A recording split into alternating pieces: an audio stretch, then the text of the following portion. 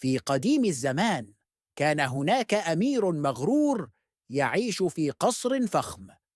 كان قاسي القلب ولا يهتم إلا بنفسه.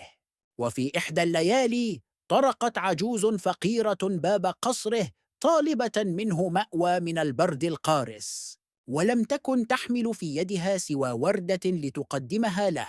سخر الأمير منها ورفض مساعدتها، ولكن فجأة تحولت العجوز إلى ساحرة جميلة، وعاقبته بتحويله إلى وحش مخيف، كما ألقت لعنة على قصره وخدمه، وأخبرته أنه لن يعود إلى شكله البشري إلا إذا تعلم كيف يحب ويحب بصدق قبل أن تذبل آخر بتلات الوردة السحرية. وفي قرية قريبة كانت تعيش فتاة جميلة تدعى بيلا، محبة للكتب والمغامرات، مختلفة عن بقية أهل قريتها الذين وجدوا متعتها في القراءة غريبة.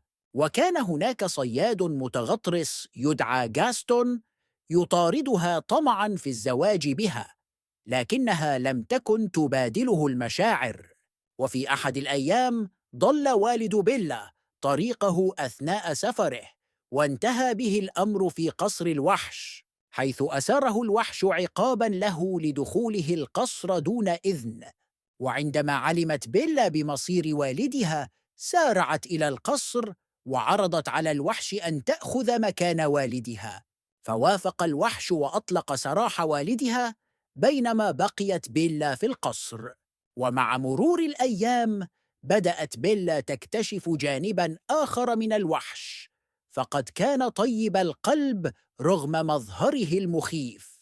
ومع الوقت تطورت بينهما علاقة صداقة ثم حب حقيقي، حيث أدركت بيلا أن الوحش ليس شريراً كما يبدو، وأن قلبه يخفي طيبة وحناناً.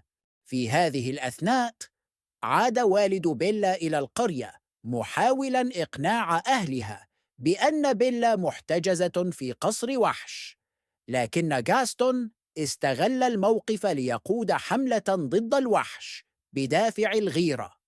اقتحم أهل القرية القصر بقيادة غاستون، واندلعت معركة بين الوحش وغاستون انتهت بسقوط الأخير من سطح القصر.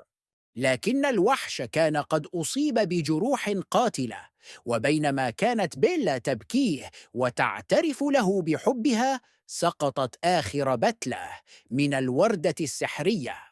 فجأة انطلقت أنوار سحرية حول الوحش، وعاد إلى هيئته البشرية كأمير وسيم. بعدما كسرت اللعنة عاد القصر إلى مجده السابق، وعاد الخدم إلى أشكالهم البشرية، وتزوج الأمير من بيلا وعاشا معا في سعادة. وبهذا يا أصدقائي نرى أنه في بداية القصة كان الوحش أميراً أنانياً ومغروراً، لكن عندما واجه العزلة والحب الحقيقي من بيلا بدأ يتغير تدريجياً. تعلم أن يكون عطوفاً ومتفهماً، وبدأ يرى الجمال في الأشياء التي لم يكن يلاحظها من قبل. هذا يوضح أن حتى أكثر القلوب قسوة يمكن أن تتغير عندما تجد الحب والصداقة الحقيقية. كذلك القصة تعلمنا أهمية عدم الحكم على الآخرين بناء على مظهرهم الخارجي. فبيلا لم تتأثر بشكل الوحش المخيف، بل اكتشفت شخصيته الحقيقية وأحبته لما هو عليه وليس لما يبدو عليه. وبهذا تنتهي حكايتنا لهذا اليوم، وإلى اللقاء يا أصدقاء.